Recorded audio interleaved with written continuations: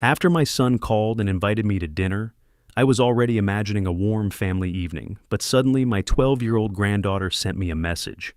Please don't come. I was confused. Why? Because my parents want to do something very bad. I decided to listen, and I was right. It turns out that my son wanted... Just listen. Before we continue, please subscribe to the channel and let us know where you are listening in the comments. My coffee mug was halfway to my lips when Lucas burst through the front door. No knock, no greeting, just the sharp click of his expensive shoes against my hardwood floors, and that look, the one I'd been seeing more often lately, like he was calculating something. Dad, we need to talk seriously. His voice cut through the morning quiet. This house is dead capital. I set down my mug carefully, my arthritic fingers suddenly uncertain. Lucas paced from the doorway to my kitchen island, his business shirt wrinkled, tie loosened. He'd come straight from work, apparently, at 10:30 in the morning. Son, would you like some coffee? You seem... No. He waved off my offer, never breaking stride. I don't want coffee, I want you to face reality. The sunlight streaming through my kitchen windows felt too bright now, highlighting the tension lines around his eyes. When had those appeared? When had my boy, the one who used to build model airplanes at this very table, become this stranger in a suit? Son, this house is my life. I'm not ready to give it up. Lucas stopped pacing, turned to face me directly. Ready? Dad, you're 72. How much time do you have left? 5 years? 10? Each word hit like a physical blow. I gripped the granite counter I'd installed myself 30 years ago, needing something solid beneath my hands. That's not... You can't just... I can. His tone was matter-of-fact, businesslike. The market's hot right now. This place could sell for $800,000, maybe more. You're sitting on a fortune while living like... He gestured around my kitchen, taking in the modest appliances, the family photos on the refrigerator. Like this? This is my home, Lucas. It's an asset being wasted. He resumed pacing, his movements sharp and agitated. Look, I've done the research. Property values in this neighborhood have increased 40% in 2 years. We're talking about your future care, Dad. Assisted living, medical expenses. The we stung most of all. Since when had my independence become our problem? I don't need assisted living. I'm managing fine. Are you? Lucas stepped closer, invading the space between us. When's the last time you had a real medical checkup? When did you last update your will? Face it, Dad. You're not thinking clearly about any of this. My hands began to shake, not from age, but from something else entirely. Something I'd never felt directed at my own son. I'll go to a lawyer. His voice dropped, became almost conversational. There are ways to declare you incompetent. The kitchen fell silent except for the steady tick of Gwendolyn's grandmother clock from the living room.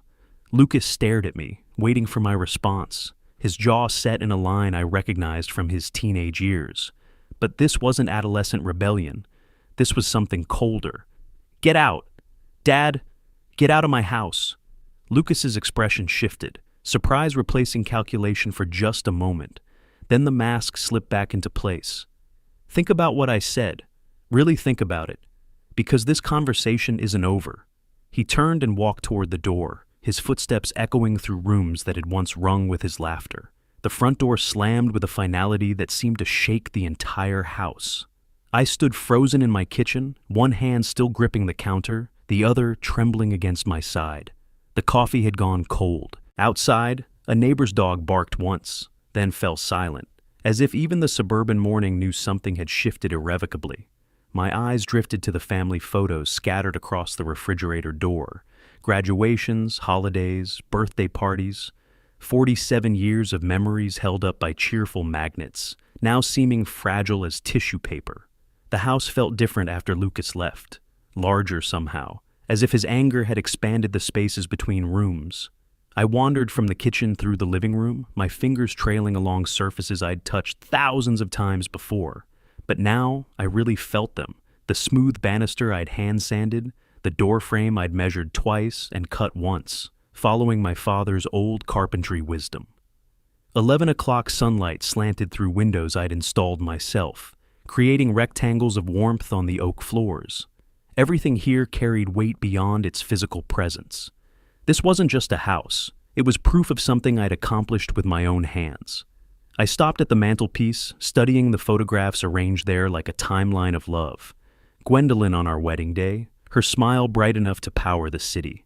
Lucas as a baby, then a toddler, then a gap-toothed kid holding up a drawing he'd made of our family. All stick figures and crooked smiles. "This house is our love in stone and wood," Gwendolyn had said that first spring when we'd planted the garden together. I could still see her kneeling in the dirt, her hands gentle with the rose bushes, planning where each variety would catch the morning sun. The memory pulled me toward the back door. I stepped outside into air that smelled of lavender and possibility. Gwendolyn's garden had outlived her by 10 years, thriving despite my careless maintenance. The roses climbed the trellis exactly as she'd envisioned, creating a living wall of pink and white blooms. I'd built this place over 18 months of weekends and stolen evenings. Bleeding knuckles and aching shoulders, reading construction manuals by lamplight after 12-hour days at the engineering firm. But every board I'd nailed, every tile I'd placed with determination that left my hands raw, all of it was an act of love for a woman who saw potential where others saw wilderness. We'd drawn the blueprints together at the kitchen table in our tiny apartment. Gwendolyn sketching windows while I calculated load-bearing requirements. She'd insisted on quality over speed, on rooms that would welcome grandchildren who might someday visit. "We're not just building a house," she'd told me, watching me frame the doorways with extra care.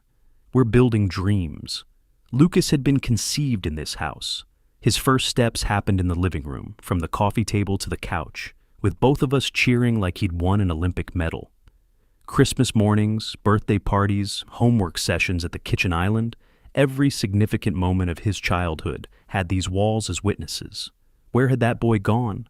The one who'd helped me plant marigolds, who'd asked endless questions about how houses stayed standing, who'd announced at age 8 that he wanted to be an engineer just like his dad. I touched the bark of the maple tree we'd planted to commemorate his birth. Now it towered above me, its branches wide enough to shade half the backyard. Like Lucas himself, it had grown beyond what I'd imagined possible, but trees grew toward light. People, apparently, could grow toward darkness. The bench where Gwendolyn and I used to sit in the evenings still held the morning sun. I settled onto its familiar surface, feeling the slight sag where decades of conversations had worn the wood smooth. She'd loved this spot, claimed it gave her the perfect view of everything we'd built together. "Every anniversary should be celebrated here," she'd said on our 20th, when the garden was finally mature enough to match her original vision. "This is where we belong." 10 years had passed since cancer took her, but I still felt her presence strongest here among the flowers she'd chosen. The herbs released their fragrance as the day warmed, rosemary for remembrance, sage for wisdom, thyme for courage. She'd planned even that, selecting plants that would fill the air with meaning. Lucas had cried at her funeral, real tears, not the performative grief I sometimes saw at corporate events. He'd held my hand during the service, promising to visit more often, to help me maintain what she'd loved most. That promise had lasted 6 months. Now he wanted to eliminate it entirely, turn 47 years of love into a profit margin. The thought sent something cold through my chest, a recognition that perhaps I'd been naive about more than just property values. I stood slowly, my knees protesting the garden's unforgiving bench. The roses nodded in the slight breeze, their faces turned toward the house as if they too were considering its worth. But they measured value differently than Lucas did. They understood that some things couldn't be reduced to market analysis. Inside, the grandfather clock chimed noon, its voice carrying through windows I'd left open to catch the summer air. Time for lunch, for the mundane routines that had structured my days since Gwendolyn's passing. But routine felt inadequate now, insufficient for the weight of what I'd learned about my son. I needed to understand when everything had changed, and more importantly, what I was going to do about it. By 2 o'clock, the photo albums were spread across my dining room table like evidence in a case I was building against my own memories. Each picture told part of a story I'd apparently been too trusting to read clearly. Here was Lucas at 25, arm around a proud Gwendolyn at his college graduation. The thank you card he'd sent afterwards still tucked between the album pages. "Thanks for everything, Dad. Love you more than you know." His handwriting then was careful, grateful. Each letter formed with attention to how it would make us feel. I turned pages slowly, watching my son age in 2-dimensional increments.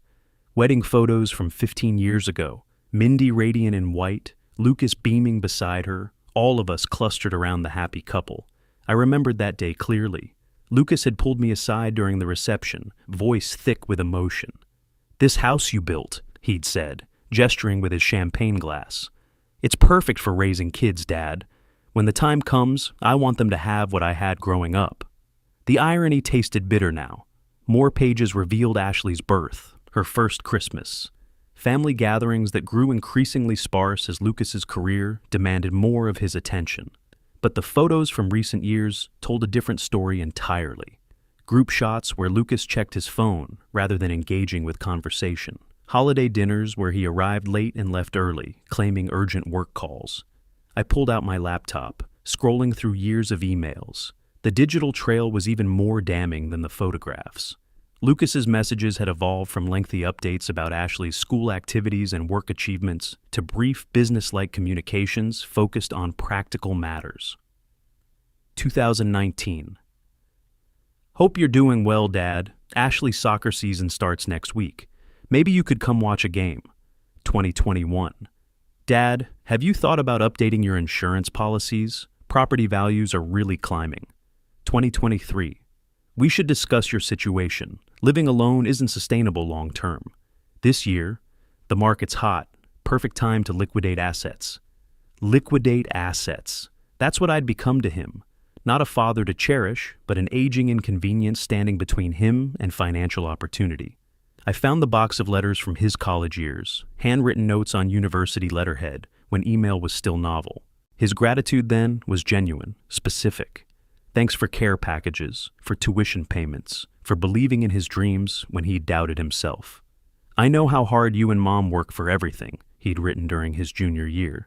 "Someday, I'll take care of you both the way you've taken care of me." Another promise broken, apparently. The afternoon light shifted as I worked, creating shadows that moved across the evidence of my son's transformation. When had taking care become synonymous with getting rid of? When had my independence become his burden?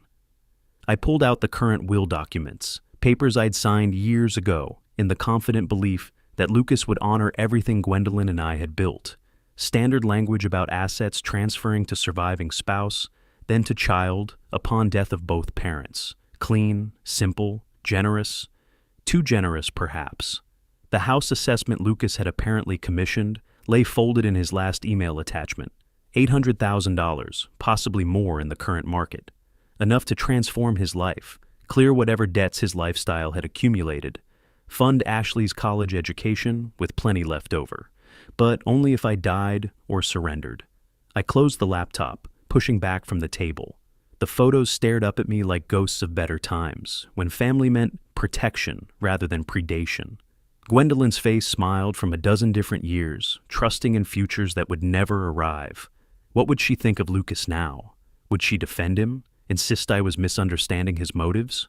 Or would she see what I was finally seeing, that love had been replaced by calculation, that sentiment was now a liability in his cost-benefit analysis? "He'll get this house over my dead body." The words surprised me, spoken aloud to my empty dining room. Not a threat, but a decision. A recognition that waiting for natural death wasn't enough anymore. Lucas had made clear his intentions. Now I needed to make clear mine. I gathered the photographs carefully, returning them to albums that suddenly felt like historical documents. Evidence of what family used to mean before it became a real estate transaction. Outside, the garden continued its patient growth, following patterns Gwendolyn had established decades ago.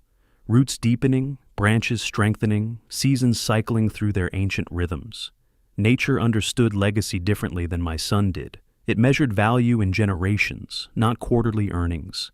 Tomorrow, I would need to make phone calls, research options Lucas hadn't considered in his rush to liquidate my life, find ways to ensure that 47 years of love wouldn't be reduced to numbers on a closing statement. But tonight, I would sit in Gwendolyn's garden and remember what we'd built together. Not just walls and rooms, but something more enduring than profit margins, something worth fighting for.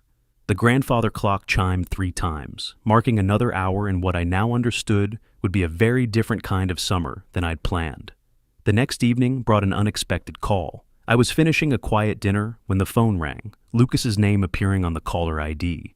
24 hours had passed since our confrontation, and the sting of his words still lingered in my chest like a bruise. "Dad?" His voice was softer now, almost hesitant. "I'm sorry about yesterday. I was way too harsh." I gripped the receiver, moving toward the living room window. Outside, my neighbor was watering his roses in the fading light. Normal life continuing while mine shifted beneath my feet. "I appreciate that, Lucas." "No, really. I've been thinking all day." His tone carried the warmth I remembered from years past. "I let work stress get to me, and I took it out on you. That's not who I want to be." Part of me desperately wanted to believe that my son, the boy who once built model airplanes with me in the garage, had somehow found his way back to the man I'd raised him to be. "What happened yesterday can't happen again," I said carefully. "It won't, I promise." He paused, and I could hear voices in the background. "Listen, Dad, let's meet at the family table, like the old days. How about this Saturday? Mindy's making your favorite walnut pie." The mention of Gwendolyn's recipe caught me off guard. Mindy had asked for it years ago, claiming she wanted to keep family traditions alive. I'd written it out carefully, explaining the secret of adding a touch of maple syrup to the filling. "Saturday? July 20th, just the four of us. You, me, Mindy, and Ashley.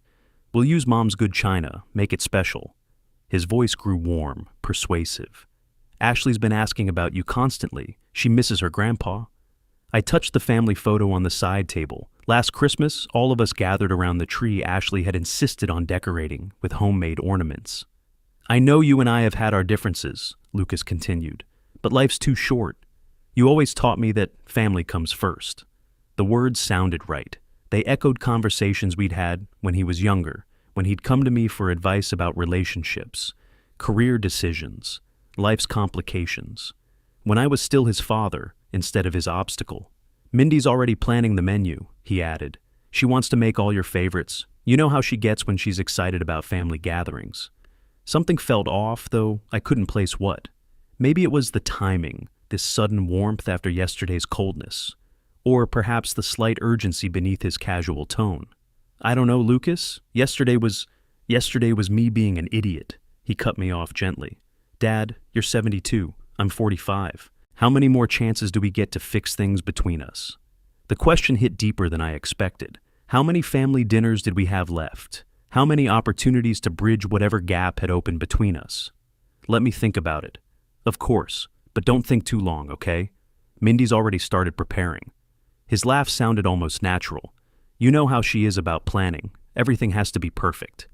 After he hung up, I sat in my living room as evening shadows lengthened across the floor. The grandfather clock ticked steadily, marking time that suddenly felt precious and uncertain. Maybe I was being paranoid. Maybe Lucas really did want to repair our relationship. Maybe yesterday had been an aberration, stress, poor judgment, words spoken in frustration that he genuinely regretted. I wanted to believe that, needed to believe it. But something nagged at me, a small voice whispering that people don't change overnight, that the son who'd spoken so coldly about declaring me incompetent couldn't transform into a loving family man in 24 hours. Still, what if I was wrong? What if my suspicion was just an old man's paranoia, and I was about to destroy the last chance at reconciliation with my only child? The phone buzzed with a text message, pulling me from my thoughts. The text was from Ashley. "Grandpa, please don't come." I stared at the screen, my chest tightening. "Why, sweetheart?" The typing indicator appeared and disappeared several times before her response came through. "I heard them talking last night about inviting lawyers so you'd sign papers." My hands began to shake. I read the message 3 times, each word hitting like a physical blow. "What papers?" I typed back. "I don't know, but they were whispering after they thought I was asleep. Something about getting the house now instead of waiting." I sank into my armchair, the phone feeling heavy in my grip. My 12-year-old granddaughter was texting me from her bedroom, risking her parents' anger to warn me about their deception. "Are you sure about this? Mom said she already called someone and they're coming during dessert. Dad said it would be easier if you were relaxed and happy." The manipulation was breathtaking in its calculation. Use family sentiment to lower my guard, then ambush me with legal pressure while I was surrounded by the very people I trusted most. "Grandpa, are you mad at me?" "No, sweetheart. You did the right thing telling me." I'm scared they'll find out I told you. My chest ached thinking of Ashley caught between loyalty to her parents and protection of her grandfather. A child shouldn't have to navigate such adult deceptions. They won't find out from me, I promise. What are you going to do? Good question. What was I going to do? Lucas expected me to walk into his trap willingly, charmed by false apologies and walnut pie. He'd planned this carefully. The emotional manipulation, the family setting, the element of surprise. But now I knew what he didn't, that his 12-year-old daughter had overheard enough to expose his scheme. I'm going to think very carefully about Saturday, I texted back. I love you, Grandpa. I love you too, sweetheart, more than you know. I set the phone down and walked to the kitchen, my mind racing. Lucas had shown his hand without realizing it. He thought he was playing chess against an old man too sentimental to see the board clearly. But Ashley had just given me the most valuable piece of information possible: knowledge of my opponent's strategy. In the engineering world, we called it stress testing, applying pressure to find the breaking point. Lucas thought he'd found mine: family loyalty and the fear of dying alone. What he didn't understand was that knowing your enemy's plan meant you could design a better one. I pulled out a legal pad and began writing down everything Ashley had told me. Times, details, direct quotes where I could remember them. If Lucas wanted to play legal games, I'd make sure I had documentation. The phone rang again, Lucas's name on the caller ID. Perfect timing. Dad, how are you feeling tonight? I moved to the kitchen for privacy, leaning against the counter I'd installed decades ago. Actually, Lucas, I'm feeling sick. I think I ate something bad. Oh no, what's wrong? My stomach's been churning for the last hour. I made my voice slightly weak, convincingly ill. I'm worried it might be food poisoning. That's terrible. Do you need me to come over? Take you to urgent care? The concern in his voice sounded genuine. He was a good actor when he needed to be. No, I just need to rest. But Lucas... I paused, as if the thought was just occurring to me. Maybe we should postpone Saturday. I'd hate to get everyone sick. Postpone? His voice sharpened slightly before smoothing back to concern. Dad, you might feel better by then. It's still 4 days away. I don't know. These things can linger at my age. But Mindy's already prepared everything. She's been shopping, planning the menu. His words came faster now, revealing the urgency beneath his casual facade. She'll be so disappointed. I almost smiled. The pressure was showing, just barely, but enough to confirm what Ashley had told me. I'm really sorry. I know how much work she's put into it. What if you're feeling better by Friday? We could make a game time decision then. Maybe. I injected reluctance into my voice. Though with my stomach issues lately. Stomach issues? Have you seen a doctor? It's probably nothing serious, just age catching up with me. I let that hang in the air, watching him process the implications. All the more reason to have family close by. Dad, we really should stick to Saturday. Ashley's been so excited about seeing you. The mention of Ashley stung, using her genuine affection as a weapon. But it also reminded me why I was doing this, to protect her from watching her family tear itself apart over money. Let me sleep on it, I said finally. If I'm still feeling rough tomorrow, maybe we could push it to next week. A pause. When Lucas spoke again, his voice carried an edge of frustration barely masked by concern. Next week? Dad, I've already rearranged my schedule. Mindy's taken time off work. I understand, and I'm sorry, but I can't risk making everyone sick. Another pause, longer this time. I could almost hear him calculating, weighing his options. Okay, he said finally. If you're really not feeling well, we'll postpone. But let's aim for next Tuesday instead, July 23rd. That gives you almost a week to recover. Tuesday sounds better. Thank you for understanding. Of course. Family comes first, right? Get some rest, Dad. Feel better. After he hung up, I stood in my kitchen feeling something I hadn't experienced in years. The satisfaction of outmaneuvering a younger opponent. Lucas thought he was playing chess while I was stuck playing checkers. But Ashley had just given me 7 extra days to turn this game around completely. I pulled out my laptop and began researching lawyers specializing in elder law. If Lucas wanted to bring legal pressure to bear, I'd make sure I was ready with some pressure of my own. The walnut pie would have to wait. But the conversation we'd eventually have would be worth postponing for. The next morning brought unexpected clarity. I woke before dawn, with a sense of purpose I hadn't felt since Gwendolyn's passing, as if her spirit had whispered the answer while I slept. By 8:30, I was driving toward Riverside Cemetery with white roses, her favorites, resting on the passenger seat. The summer morning was clear, sunlight filtering through oak branches exactly as she'd loved during our Sunday walks through these same grounds. Her headstone was simple granite, the way she'd insisted. Gwendolyn Marie Johnson, 1952-2014, beloved wife and mother. I knelt beside it despite my protesting knees, placing the fresh flowers where wilted ones had been. Gwen, I know you'd approve of this decision. Speaking aloud felt natural here, where her presence lingered strongest. I touched the engraved letters of her name, remembering how she'd spent her final months worrying about the legacy we'd leave behind. Let this house serve good after we're gone, she'd said during one of her better days, when morphine hadn't yet clouded her thoughts. We'd been lying in bed, watching sunlight move across the walls of the room where we'd shared 47 years of conversations. She'd always been the moral compass in our relationship, the one who saw beyond immediate problems to larger purposes. While I focused on engineering solutions, she considered human implications. The memorial bench I'd installed faced her grave directly. Sitting there now, I could almost hear her voice analyzing Lucas's transformation, see her gentle frown as she processed his calculated manipulation. He's lost his way, she would have said. But that doesn't mean we have to lose ours. The drive home took me through neighborhoods where we'd walked together, past the elementary school where Lucas had learned to read, the park where he'd played Little League baseball. Somewhere along those years, the boy who'd cried when his hamster died had become a man who viewed his father as dead capital. But Gwendolyn wouldn't want bitterness to guide my response. She'd want something constructive, something that honored both the love we'd shared and the values we'd tried to instill in our son. Back in our garden, I followed the stone path we'd laid together during our first summer in the house. Her roses climbed the trellis exactly as she'd envisioned, creating walls of pink and white blooms that attracted bees in lazy, drowsy numbers. The lavender released its fragrance as I brushed against it, triggering memories of her hands harvesting herbs for cooking. For small bouquets she'd arranged throughout the house.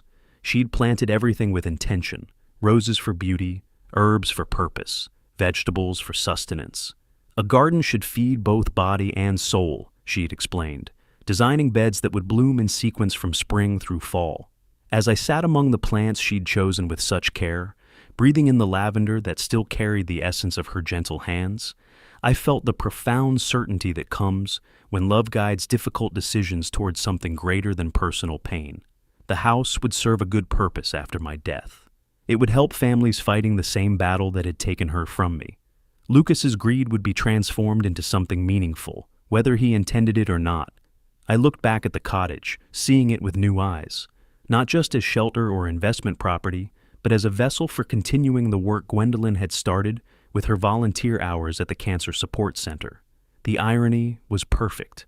Lucas wanted to liquidate our love story for personal gain. Instead, it would become a permanent memorial to everything he'd forgotten about family, sacrifice, and putting others before yourself. Standing slowly from the memorial bench, I felt my shoulders straighten with resolve. The decision was made. Now I needed to make the necessary phone calls. That afternoon, I spent 2 hours researching cancer foundations online, my laptop open on the kitchen table, where Gwendolyn used to grade papers from her substitute teaching jobs. The Oregon Cancer Foundation appeared most frequently in my searches, established, reputable, with a specific program for life estate donations. By Thursday morning, I was sitting in their modest downtown Portland office, watching Sarah Mitchell review my property documents with professional thoroughness. "This is extraordinary, Mr. Johnson."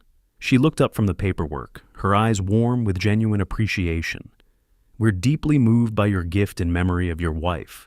Gwendolyn volunteered at cancer support groups for years, I explained, settling back in the comfortable conference room chair.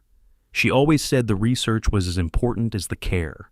Sarah nodded, organizing the documents with practiced efficiency. "Your house will help fund research that could save countless lives. This type of legacy gift, it's exactly what we need to accelerate breakthrough treatments." The legal process was more straightforward than I'd expected. Life estate donation meant I retained the right to live in the house for my lifetime, with full ownership transferring to the foundation upon my death. No rent, no fees, no restrictions on my daily life. You understand, Sarah clarified, this becomes irrevocable after 30 days. Once that period passes, the donation cannot be undone. I understand completely. I signed each document with steady hands, my engineer's mind appreciating the precise legal language that would protect both parties. The notary public witnessed every signature, stamping official seals beside my name. Copies were made for my records, originals filed with the foundation's legal team. By noon, the paperwork was complete. There is one thing, Sarah said as we concluded. Given the property's value, this will generate significant media interest. The foundation likes to publicize major gifts to inspire other donors. Perfect. Lucas would learn about his lost inheritance through news coverage, along with everyone else who'd assumed a grieving widower would be easy to manipulate. When would you announce it? Typically within a week of document filing. We'd want to interview you about your motivation, perhaps photograph you at the property. That sounds wonderful. I stood, shaking her hand firmly. Gwendolyn would be thrilled knowing her memory will help other families. Walking to my car, I felt lighter than I had in months. The house was protected, Gwendolyn's legacy secured, and Lucas's scheme neutralized completely.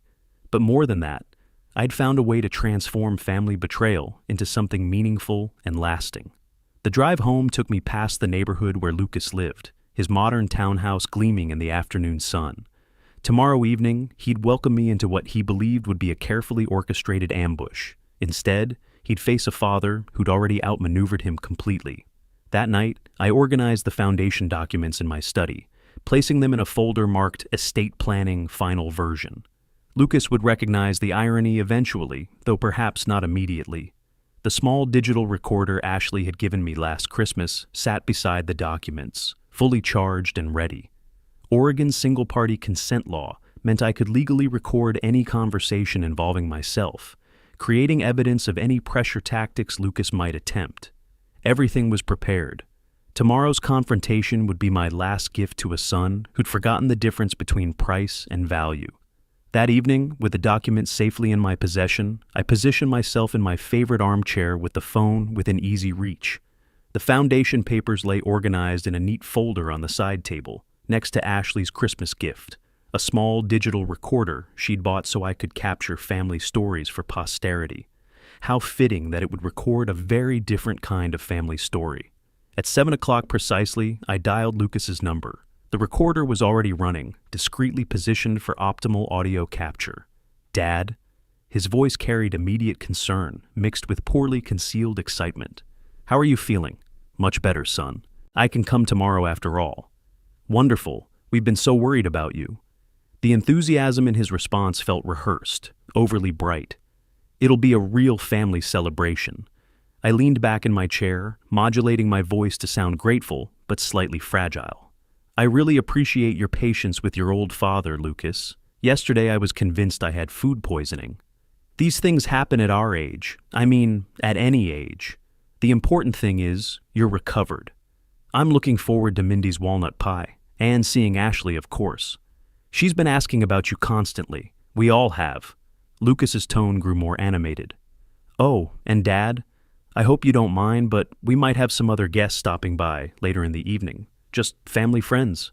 Family friends, the lawyers Ashley had overheard them discussing.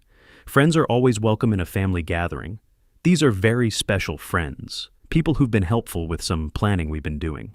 His confidence was showing now, the assumption that I remained oblivious to his intentions. They're interested in meeting you. Planning? Just some practical matters, things every family should discuss.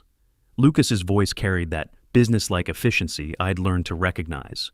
Nothing urgent, but since we'll all be together anyway. I pressed the recorder closer to the phone, ensuring clear audio capture. What time should I arrive? 6 o'clock sharp would be perfect. That gives us time for dinner before our friends join us around 8. 8 o'clock? Just enough time to relax me with family conversation and Mindy's cooking before springing their legal ambush. I'll be there at 6. Should I bring anything? Just yourself, Dad. Just your wonderful self. After hanging up, I sat in the gathering dusk, reviewing the conversation I'd just recorded. Lucas's eagerness was barely contained. His references to planning and practical matters clearly meant to prepare me for tomorrow's surprise. But Ashley had given me the greatest gift possible, advanced knowledge of the trap. Now, Lucas would walk into my carefully prepared counterattack, believing he held all the advantages. I tested the recorder's playback function, hearing my own voice asking innocent questions while Lucas unknowingly revealed his strategy. Clear audio, legally admissible evidence of premeditation, should I ever need it. Tomorrow at 6 o'clock, I would arrive at Lucas's house carrying the foundation documents that had already transferred ownership of my property beyond his reach. While he orchestrated his careful manipulation with lawyers and legal pressure, I would watch him discover that his inheritance had vanished into something far more meaningful than his bank account. The irony was perfect. He wanted to discuss practical family planning. We'd discuss exactly that, just not the way he'd anticipated. I placed the recorder back on the table beside the foundation folder, everything ready for tomorrow's revelation. Lucas thought he was playing chess while I stumbled through checkers. Tomorrow, he'd learn that his old father had been playing an entirely different game. Lucas answered the door with a smile that reached his eyes for the first time in years. Or perhaps I was finally seeing it clearly. His enthusiasm felt calculated now, a performance designed to lower my guard before the evening's main event. "Dad, you look great, much better than yesterday." The townhouse gleamed with careful preparation. Mindy had set the dining table with Gwendolyn's china, plates I'd given them as a wedding gift, now deployed as emotional weapons. The walnut pie sat cooling on the kitchen counter exactly as promised, filling the air with maple and cinnamon. "Ashley," I called, spotting my granddaughter hovering in the living room doorway. She approached slowly, dressed in the blue sundress Gwendolyn had bought her last Christmas. "Hi, Grandpa." Her voice was smaller than usual, weighted with secrets she couldn't share. During dinner, Lucas and Mindy performed beautifully. They asked about my health, shared neighborhood gossip, discussed Ashley's upcoming school year. Normal family conversation that felt increasingly surreal as the clock approached 7:15. The digital recorder in my jacket pocket captured every word, every laugh, every calculated gesture of false intimacy. I'd activated it before leaving my car, ensuring clear audio quality for what was to come. "More wine, Dad?" Lucas refilled my glass without waiting for an answer. "I'm so glad we're doing this. Family dinners should be regular, don't you think?" "Absolutely." I sampled Mindy's pie, complimenting the perfectly balanced sweetness. "Your mother's recipe, but you've made it your own." Mindy beamed with practiced warmth. "I've been thinking we should do this every Sunday. Make it a tradition." 7:15 arrived with mathematical precision. The doorbell chimed once, then twice, as if the visitors were eager to begin their performance. Lucas feigned surprise beautifully. Who could that be? But I noticed how quickly he moved toward the door, how smoothly Mindy began clearing dessert plates, how Ashley's posture stiffened with recognition of the moment she'd warned me about. "Dad, what a surprise." Lucas's voice carried from the foyer. Come in." 2 men in business suits entered the dining room carrying leather briefcases. Behind them, a woman with a notary stamp and official documents. Professional vultures dressed for a feeding. "These are our attorneys," Lucas announced, his tone shifting to business efficiency. "They want to help us arrange your future care and, well, the inheritance situation." I blinked slowly, allowing confusion to cloud my features. "Tonight, during family dinner?" "It's just a formality, Dad." Lucas sat beside me, opening a briefcase full of papers. "Sign here, and we can get back to enjoying our evening." The documents spread across Gwendolyn's china like ravens on snow. Property transfer forms, power of attorney papers, will modifications. Everything designed to strip away my independence and transfer my life's work to Lucas immediately. "I don't understand." My voice carried the perfect note of elderly bewilderment. "Why the rush?" "Everyone's time is valuable," one lawyer explained, clicking his pen with mechanical efficiency. "These documents protect your interests while ensuring smooth transition when the time comes." Ashley sat frozen at the table, watching her parents orchestrate my destruction with professional precision. Her eyes met mine briefly, a moment of shared understanding that this was exactly what she'd tried to prevent. "Just signatures, nothing complicated," Mindy added, moving behind my chair. "We can explain details later." I stared at the papers, my hand trembling slightly as I reached for the pen they'd placed beside the documents. Around the table, 5 people waited for me to surrender everything I'd built, everything Gwendolyn and I had shared, everything that mattered. The pen felt heavy in my arthritic fingers as I positioned it above the signature line. Instead of signing, I reached into my jacket pocket. Let me get my reading glasses. But what emerged wasn't glasses. I placed the folded foundation documents on the table beside Lucas's papers, then set my small digital recorder next to them, pressing the play button with steady fingers. I'm sorry, but I've already transferred the house. The silence was absolute. Lucas stared at the Oregon Cancer Foundation letterhead, his face cycling through confusion, disbelief, and growing horror. What? That's impossible. I opened the foundation documents, revealing official transfer papers, dated July 19th, yesterday. The house now belongs to the Oregon Cancer Foundation. I retain the right to live there until my death, after which it helps fund cancer research in Gwendolyn's memory. Mindy grabbed for the papers, her composure cracking. This can't be legal. You can't just... The recorder began playing Lucas's voice from our conversation the night before, clear and damning. These are very special friends, people who've been helpful with some planning we've been doing. The audio continued, revealing his casual references to lawyers arriving during dessert, his confidence about pressuring me into signing. You recorded me? Lucas's voice rose toward a shout. Oregon is a one-party consent state, I replied calmly. I have every right to record my own conversations. The lawyers exchanged glances, recognizing they'd been manipulated into participating in what was now clearly an attempted fraud. The notary began packing her supplies, distancing herself from the unfolding disaster. This is fraud! Lucas slammed his hand on the table, making the china jump. You deceived us. No, son, you deceived yourselves. I stood slowly, gathering the foundation documents. You thought you were dealing with a confused old man. Instead, you revealed exactly what kind of people you've become. Ashley watched from her chair, relief and amazement warring in her expression. Her small act of courage had saved her grandfather from this elaborate betrayal. You can't do this, Mindy's voice cracked with desperation. We have rights. We're your family. Family doesn't manipulate. Family doesn't deceive. Family doesn't treat elderly relatives like resources to be harvested. I picked up the recorder, still playing Lucas's incriminating words. You stopped being my family the moment you decided I was worth more dead than alive. Lucas lunged for the foundation papers, but I held them beyond his reach. I'll contest this. I'll prove you're incompetent. With what evidence? This recording of you planning fraud? I gestured toward the lawyers, who were hastily packing their briefcases. These professionals who participated in attempted elder abuse. The attorneys were already heading toward the door, recognizing that their participation in this scheme could destroy their careers.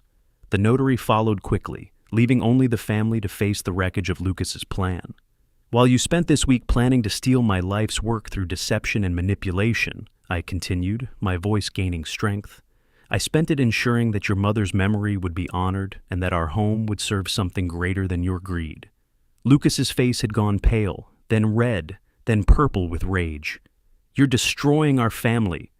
You destroyed it the moment you chose money over love. I moved toward the door, my business here finished. The house will help cancer research. Gwendolyn would approve. Don't you dare use Mom's name. Lucas followed me, still shouting. She'd want family to inherit, not strangers.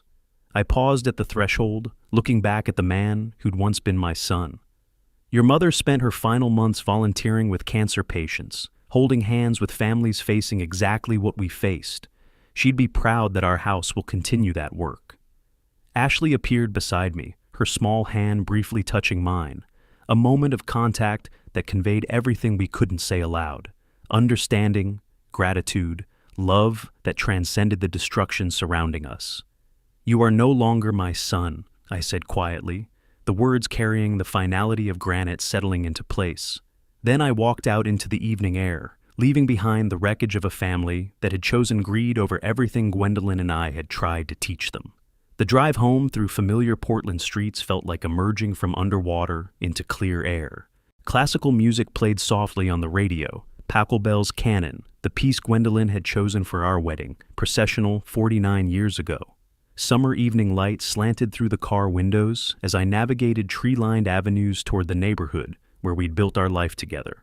Everything looked the same. Houses settled into comfortable evening routines, gardens heavy with July blooms, children playing in driveways. But everything had changed. I'd severed the last connection to Lucas permanently, choosing justice over family sentiment. The weight of that decision pressed against my chest, not with regret, but with the gravity of necessary actions finally completed. My cottage appeared around the familiar corner, sitting peacefully among Gwendolyn's roses exactly as I'd left it. No longer mine in legal terms, but still my sanctuary until death claimed me. The foundation would inherit stone and wood, but the memories remained mine forever. I parked in the driveway and walked slowly through the garden, touching plants Gwendolyn had chosen with such care. The lavender released its evening fragrance as my fingers brushed the purple spikes. Roses climbed the trellis in cascades of pink and white, their perfume mixing with the scent of herbs she'd planted for both beauty and purpose. The memorial bench faced west, positioned to catch the last light of day exactly as she'd requested during her final summer. I settled onto the familiar wood, feeling the slight sag where decades of evening conversations had worn the surface smooth. "We did it, Gwen," I spoke aloud to the garden that held her presence stronger than any grave marker. "The house will help fight the disease that took you. Lucas chose his path, and I chose mine." Twilight gathered slowly, painting the sky in shades of rose and gold. Somewhere in the distance, a neighbor's lawnmower hummed its summer evening song. Children's voices carried on the warm air, families ending another ordinary day with the blessing of togetherness I'd lost tonight. But peace settled around me like a familiar quilt. I'd protected what mattered most. The house would serve Gwendolyn's memory by helping cancer research. Future families would benefit from treatments funded partly by our love story transformed into hope. Lucas would rage and threaten, but the law protected charitable donations from contested inheritance claims. His greed had been transformed into good despite his intentions, which seemed exactly the kind of cosmic justice Gwendolyn would have appreciated. Ashley would remember that her grandfather had chosen integrity over easy surrender. Someday, when she was older, she'd understand why family sometimes meant saying no to family. Stars began appearing in the deepening sky, the same constellations Gwendolyn and I had identified from this very spot during countless summer evenings. Jupiter hung low on the horizon, exactly where her astronomy book said it should be in late July. As I sat among the roses in the gathering darkness, breathing in the peace that comes after storms have passed and landscapes have been forever changed, I felt the deep satisfaction of a man who had protected what mattered most and ensured that love would triumph over greed. The house would stand long after I was gone, sheltering research that might spare other families the loss that had shaped my final years. Lucas had wanted to liquidate our love story for personal gain. Instead, it would become a permanent memorial to everything he'd forgotten about sacrifice, service, and putting others before yourself. Tomorrow would bring lawyers and anger, threats and accusations. But tonight, in Gwendolyn's garden, surrounded by the fragrance of flowers she'd planted and the memory of love that death couldn't diminish, I was exactly where I belonged. The house was safe, her memory was honored, justice was served. It was enough. If you liked this story, please like this video, subscribe to the channel, and share your impressions of this story in the comments. To listen to the next story, click on the box on the left. Thank you for watching.